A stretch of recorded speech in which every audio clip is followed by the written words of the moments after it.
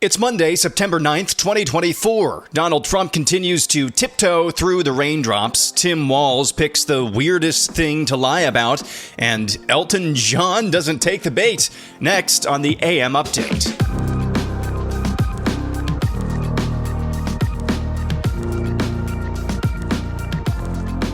Folks, I don't know how to explain this.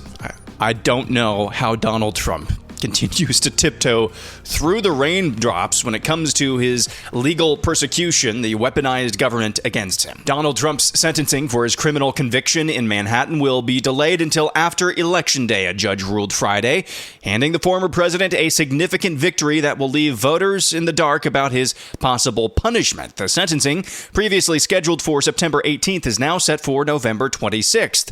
Justice Juan Merchan, the judge who oversaw the trial and is responsible for sentencing Trump, says he wants to avoid any impression that the sentencing could give an advantage or disadvantage to, quote, any political party and or any candidate for any office. Those were his exact words. Man, like the chutzpah there. Merchan wrote in a letter to lawyers on the case, quote, the court is fair, impartial, and an apolitical institution. In mid-August, Trump asked Merchan to postpone the sentencing for the Republican presidential nominee's conviction of falsifying business records to cover up a hush money payment to a porn star.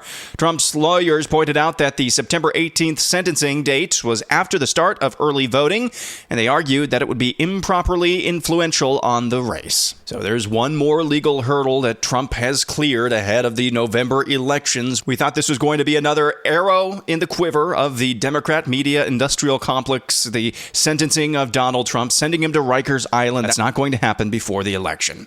Trump spoke at a rally over the weekend and said he's going to end the weaponization of government. First, I will end forever the weaponization of government and the abuse of law enforcement against political opponents. Under Comrade Kamala, Christians and pro-life activists are rotting in prison for the crime of praying in public. How about the people they're arresting because they were praying in public? These people are sick. People like Steve Bannon and Peter Navarro, good people, were locked up for following the advice of their lawyers. And as everyone knows, the Harris-Biden DOJ is trying to throw me in jail. They want me in jail for the crime of exposing their corruption. We expose their corruption. They go after the people that expose, not the people that do the corruption. Donald Trump made those comments in Wisconsin over the weekend. Minnesota Governor and Democrat vice presidential candidate Tim Walz spoke at a gala for the Human Rights Commission, that's a Rainbow Jihad organization, when he made these comments about growing up in Nebraska. Think about this. When I was a kid growing up in Nebraska, being gay was illegal. Still technically illegal. No, it's not. It really wasn't then, and it's not now. It's the weirdest thing to lie about, but then again, it seems like Tim Walz is a compulsive liar. Speaking of lying, another term for flip-flopping, if you want to take it that far, Axios is reporting on 9 areas in which Kamala Harris has shifted her views since announcing she's running for president. Here are those 9 areas. Banning plastic straws for environmental concerns. She's no longer for it. A mandate for automakers to only make electric and hydrogen vehicles by 2035. The Harris campaign won't say whether she's still for that. Banning fracking. She no longer favors a ban on fracking. A mandatory buyback program for assault weapons, whatever those are, as part of her gun safety agenda, whatever that means. She's dropped that idea. More on that in a little bit, actually. Decriminalizing crossing the border from a criminal offense to a civil one. That's no longer an idea she supports. Reparations for slavery. She doesn't support that anymore. Building a wall on the southwest border. She does support that now. A federal jobs guarantee that was part of her Green New Deal proposal. She's no longer in favor of that. And Medicare for all, Harris says she's no longer supporting of that either. Top Harris surrogate Raphael Warnock, that's Senator Raphael Warnock from the state of Georgia, went on Meet the Press yesterday to talk about Harris's proposals on guns. Should she also be, in your opinion, supporting a mandatory gun buyback program? Listen, we're not going to be able to get where we need to go without action in Congress. We've got to pass some laws to deal with this. Now, I was heartened by the fact that 2 years ago we finally did a gun safety law, the Safer Communities Act, and it was the first gun safety law we passed in 30 years. 30 years. And it was modest, but it did save lives. But clearly, in the wake of what happened just the other day in Winder, Georgia, it's not enough. And the least we can do is move forward on the bipartisan spaces where ordinary people agree.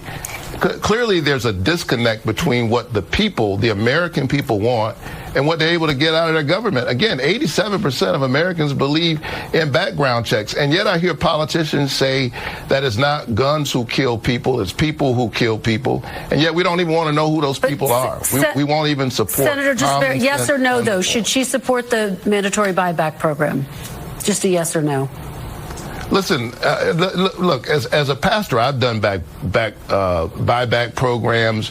You can pick this issue or that issue, but I think that, again, there's not one single thing that will make all of this go away.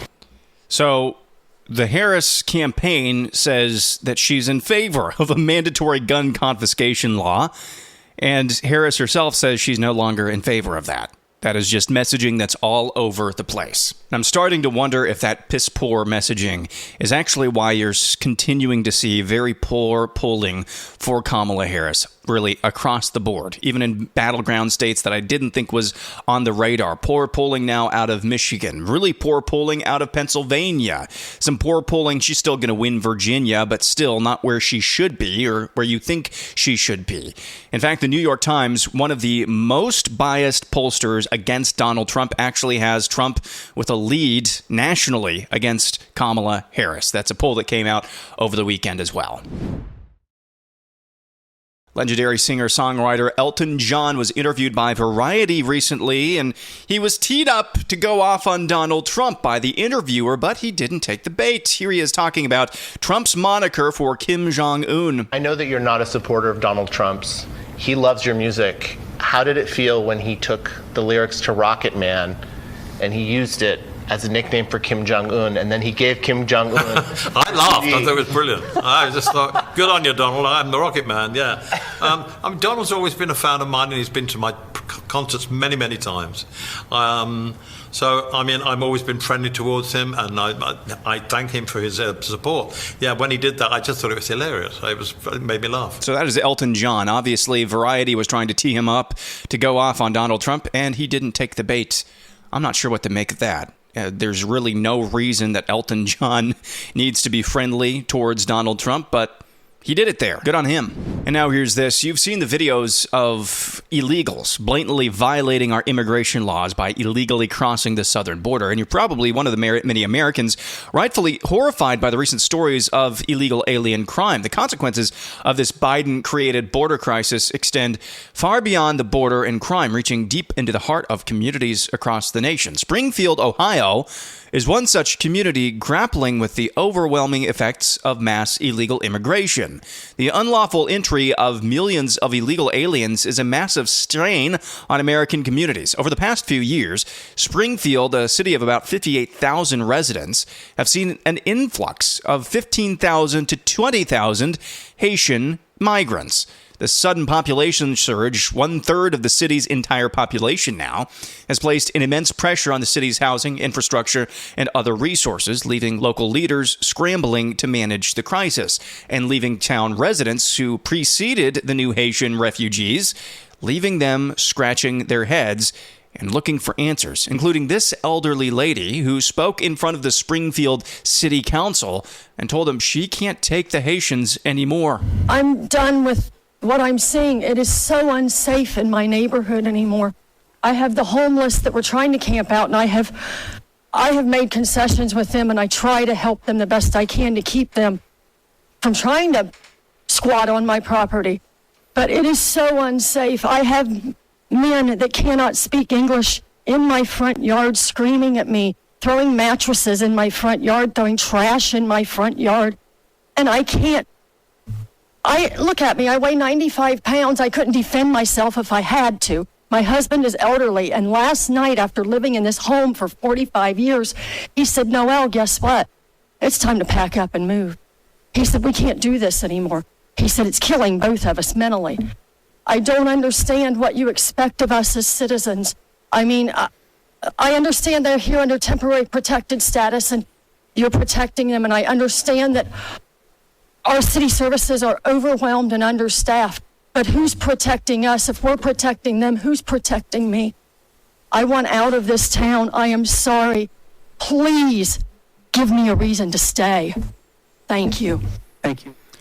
Man, if your heart doesn't break when you hear the words of that lady speaking in front of the Springfield, Ohio City Council, you probably just don't have a heart. The Biden-Harris administration sent upwards of 20,000 Haitians, and I'm sorry, I'm just going to be completely politically incorrect. If there is one people group in this hemisphere that you don't want to send 20,000 of into a small community like that, it is the population from Haiti, the Dominican Republic. The Dominican Republic, who borders Haiti, they have some of the staunchest border laws in this hemisphere for a reason. These people are complete savages. And they're right in the middle of Ohio, right in the middle of a small town. And they're wreaking havoc from all of the stories that I've seen and what you just heard from that elderly lady. That is just sad. And it's a direct result of policy from the Biden-Harris administration when it comes to immigration. This cannot go on. And that's it for this Monday edition. We will be back at it again tomorrow. I'm Aaron McIntyre, and this is the AM Update.